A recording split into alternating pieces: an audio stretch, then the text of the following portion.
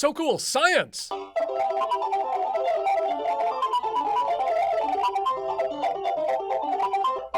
Are you able to float metal in thin air? Well, that's a wicked cool question, and the short answer is, you can't believe anything you see on Fartnock. Fartnock, where everyone's lives go to become a real boy. I mean, after all, who needs a respectable research team when you have the two most important degrees you'll ever need? The internet and a camera. Instead, I'm going to show you how to float metal right at home, and it's not even going to lead to brain rot, which kills brain cells more than a stroke, brainworms, and TBDs. Start by getting yourself a small metal object. I'm using a nail. Then get yourself some string and tie one end of the string to the nail. Then tape the other end of the string to a table. Holding the nail up, bring a magnet near the nail. So, what do you think will happen when I let go of the nail? Well, I wouldn't have told you I could float something if it didn't do this.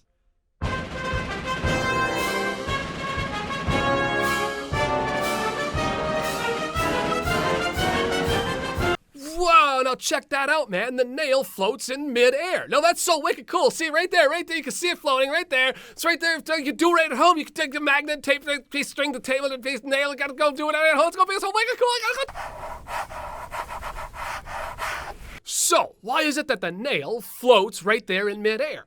And what does it have to do with, well, a magnetic field? Well, don't look at me. Take a closer look at this. A magnetic field is an invisible area around a magnet that stretches out to a certain point where it can still exert a magnetic force on other magnets as well as iron, nickel, and cobalt. This magnetic field is why you're able to float a nail in thin air. The nail is within the magnetic field, so the magnet can still exert a force on the nail. The Earth also has a magnetic field since the Earth's outer core is made of liquid iron and nickel. The Earth's rotation causes this liquid metal to rotate in corkscrew patterns. This motion of the liquid metals causes an electric current, which creates the magnetic field as well as sustaining it. This magnetic field is extremely important to life on Earth, since the sun shoots off deadly radiation. When these radioactive particles get to Earth, most of these particles are pushed away from the Earth via the magnetic field. However, some of these particles make it to the north and south poles where the magnetic field is the weakest. When these particles slam into atoms in the atmosphere, oxygen and nitrogen need to remain stable and fire off photons, and you see the aurora borealis or